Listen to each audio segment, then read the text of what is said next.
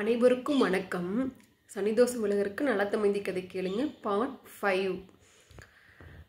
என்னதான் நலன் மக்களுக்கு நல்லது செஞ்சாலும் நலன்கிட்ட ஒரே ஒரு கெட்ட பழக்கம் இருந்துச்சு. என்ன அப்படின்னு கேட்டால் சூதாடுறது. ஸோ சனியும் நலனை பிடிச்சிட்டாரா. நலன் அவரோட அமைச்சர் பொற்கரனோட சூதாடுறார். பொற்கரன் சூதாட்டத்தில் வல்லவர். சூழ்ச்சி செய்து நலனை தோக்கடிச்சிடுறார். அப்புறம் நலனோட நாட்டை பொற்கரன் கைப்பற்றிடுறாரு. நலன் வேறு வழி இல்லாமல் வனவாசம் போக வேண்டிய சூழ்நிலை. தமைந்தி நலனை விட்டு பிரிய மனம் இல்லாமல் நானும் உங்கள் கூட வனவாசம் வரேன்னு சொல்லி வந்துடுறாங்க. தன் 2 குழந்தைகளையும் பணிப்பெண்ட்டு கொடுத்துட்டு என் அப்பா கிட்ட கொண்டு போய் கொடுத்துருங்க அப்படின்னு சொல்லிடுறாங்க. அப்புறம் நலனும் தமைந்தியும் வனவாசம் போகிறாங்க. அடர்ந்த காட்டுக்குள்ளே சாப்பிட்றதுக்கு வழி இல்லாமல் 2 பேரும் திண்டாடுறாங்க. நலன் சொல்கிறாரு, நான் தான் சூதாடினேன், என் மேலே தான் தப்பு, நீ ஏன் கஷ்டப்படுற, நீ உங்கள் அப்பா வீட்டில் போய் நிம்மதியாக இரு அப்படின்னு சொல்கிறாரு. ஆனால் தமைந்தி கேட்கல. உங்களை தனியாக விட்டுட்டு நான் போக மாட்டேன், கஷ்டமாக இருந்தாலும் பரவாயில்ல, உங்களோட தான் இருப்பேன் அப்படின்னு சொல்கிறாங்க. அப்புறம் தமைந்தி தூங்கிட்டு இருக்கும்போது நலன் விட்டுட்டு போயிடுறாரு. ஏன் விட்டுட்டு போகிறாரு அப்படின்னு கேட்டால், அப்பாவாவது அவங்க அப்பாவை தேடி போவாங்கல்லவா அப்படின்னு சொல்லிட்டு நலன் தமைந்தியாவது நிம்மதியாக இருக்கட்டும், நல்லா சாப்பிட்டும், அப்பா வீட்டுக்கு போகட்டும்னு சொல்லிட்டு தனியாக விட்டுட்டு போயிடுறாரு. அந்த சமயத்தில் என்ன ஆயிடுது அப்படின்னா, தமைந்தி தூங்கி எழுந்த பிறகு, ஏன்னா பசி பட்னி அசதியில் நல்லா தூங்கிடுறாங்க. தமைந்தி தூங்கி எழுந்து பார்த்தா தமைந்தி உடம்பு ஃபுல்லு பாம்பு சுற்றி இருக்குது. தமைந்தி சத்தம் போடுறாங்க, கத்துறாங்க, மலைப்பாம்பு சுற்றி இருக்குது. அப்புறம் அந்த சத்தத்தை கேட்டு ஒரு வேடன் அந்த பாம்பையெல்லாம் துரத்தி விட்டு தமைந்தியை காப்பாற்றிடுறாங்க. ஆனால் தமைந்தியோட அழகில் மயங்கிய வேடன் தமைந்தி கிட்டையே தவறாக நடந்துக்கிறதுக்கு முயற்சி பண்ணுறாரு. வேடன்ட்டு தமைந்தி தப்பிச்சு ஒடியாராங்க. அதுக்கப்புறம் இனி இந்த காட்டுக்குள்ளே இருந்தால் பாதுகாப்பு இல்லை அப்படின்னு சொல்லிட்டு தமைந்தி மாறுவேடம் அணிந்து கொண்டு ஒரு நாட்டுக்கு பணிப்பெண்ணாக போகிறாங்க. ஒரு ராஜ்யத்தில் பணிப்பெண்ணாக தமைந்தி வேலை செய்கிறாங்க. அந்த ராஜ்யத்தில் அரசர்களுக்கெல்லாம் சேர்ந்து ஒரு விருந்து வைக்கிறாங்க. அந்த விருந்தில் தமைந்தியோட அப்பாவும் கலந்துக்கிறாரு.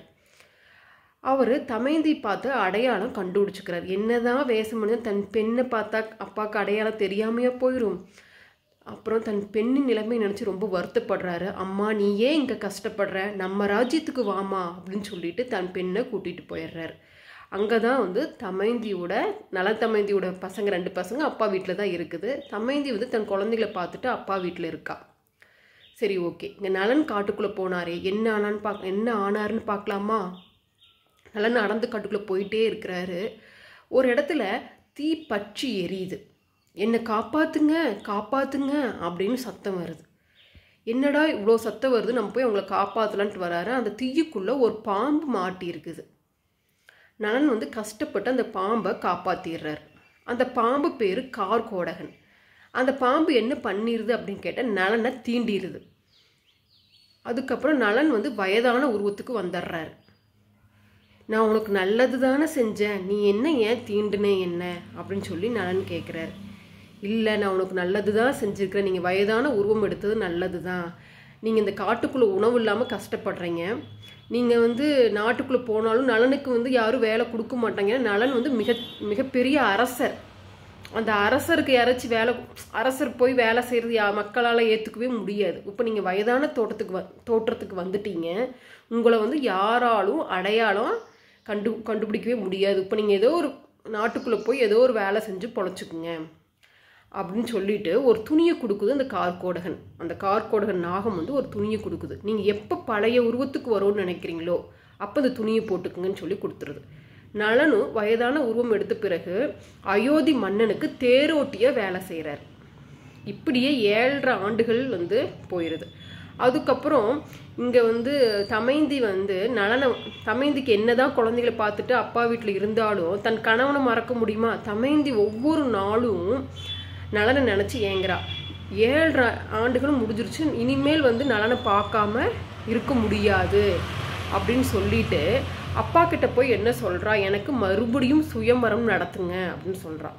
ஏன் அப்படி சொல்கிறா அப்படின்னா, சுயவரம் தமைந்திக்கு சுயமரம் அப்படின்னு தெரிஞ்சாவே நலன் எங்கிருந்தாலும் வந்துருவாப்புல இல்லை, ஏன்னா தன் மனைவியை வந்து விட்டு கொடுக்க முடியுமா அப்படின்னு சொல்லிட்டு ஏற்பாடு பண்ண சொல்கிறாப்புல. தமைந்தியோட அப்பாவும் தமைந்திக்கு சுயம்வரம் நடத்த ஏற்பாடு பண்ணுறார். அந்த சுயவரத்தில் யார் கலந்துக்கிறா? அயோத்தி மன்னனும் கலந்துக்கிறாரு. அயோத்தி மன்னனுக்கு யார் தேரோட்டி? நலன் தான். நலனும் வராரு. நலனோட பாதம் பட்ட உடனே தமைந்திக்கு உள்ளுணர்வு சொல்லுது, நம்ம நலன் வந்துட்டாரு அப்படின்னு. அப்புறம் நலன் என்ன பண்ணுறாருன்னா, கார்கோடகன் கொடுத்த துணியை போட்டுக்கிறாரு. பழைய நிலைமைக்கு வந்துடுறாரு. அழகான நலனா இளமை வந்துடுது நலனுக்கு. அதுக்கப்புறம் அந்த சுயவரத்தில் கரெக்டாக நலனை கண்டுபிடிச்சி தமைந்தி வந்து மாலை போடுறாங்க. அப்புறம் எல்லாத்துக்கும் சந்தோஷம். நலனும் தமைந்தியும் மறுபடியும் 7.5 வருஷம் கழித்து சேர்ந்துடுறாங்க.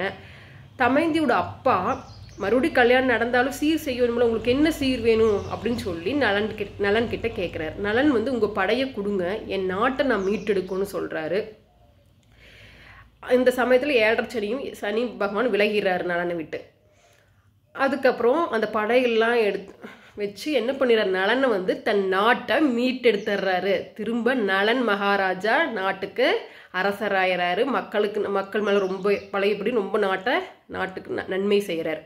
இப்போ பழையபடி நலனும் தமைந்தியும் அவர்கள் குழந்தைகளோட சந்தோஷமாக வாழ்கிறாங்க. கோயிலுக்கு போகிறாங்க நலனும் தமைந்தியும். சனி பகவான் அவங்க முன்னாடி காட்சி அளிக்கிறார். என்னை மன்னிச்சிருங்க, என் மேலே தான் தப்பு, உங்களை 7.5 ஆண்டுகள் ரொம்ப நான் துன்புறுத்திட்டேன், அதுக்கு பரிகாரமாக உங்களுக்கு நான் ஒரு வரம் கொடுக்குறேன், நீங்கள் என்ன வரம் கேட்டாலும் நான் தர்றேன் அப்படின்னு சனி பகவான் சொல்கிறார். அதுக்கு நலன் என்ன சொல்கிறாரு அப்படின்னு கேட்டால், எனக்கு நீங்கள் வரம் தர வேண்டாம், எங்கள் கதையை கேட்குற மக்களுக்கு உங்கள் பாதிப்பு அதிகமாக இருக்கக்கூடாது, ஏன்னா நாங்கள் பட்ட கஷ்டமே போதும். ஸோ எங்கள் கதையை முழுசாக கேட்குற மக்கள்கிட்ட நீங்கள் வந்து உங்கள் பாதிப்பை அதிகமாக காட்டிடக்கூடாது. சனி தோஷத்தில் அவங்க வந்து சின்ன சின்ன பிரச்சனை இருந்தால் பரவாயில்ல, பெரிய அளவில் நீங்கள் பாதிப்பு தரக்கூடாது அப்படின்னு சொல்லி வரம் கேட்குறாங்க. அதே மாதிரி சனி பகவானும் வரம் கொடுக்குறாரு. ஸோ அதனால தான் வந்து சனி தோஷத்துலேருந்து பாதிப்பு அதிகமாக இருக்கக்கூடாது, தாக்கம் அதிகமாக இருக்கக்கூடாதுன்னு சொல்லிட்டு நலத்தமைந்தி கதையை கேளுங்க. உங்களுக்கு நலன் தமைந்தி கதை பிடிச்சிருந்துச்சு அப்படின்னா மறக்காமல் லைக் பண்ணிவிட்டு சப்ஸ்கிரைப் பண்ணிடுங்க.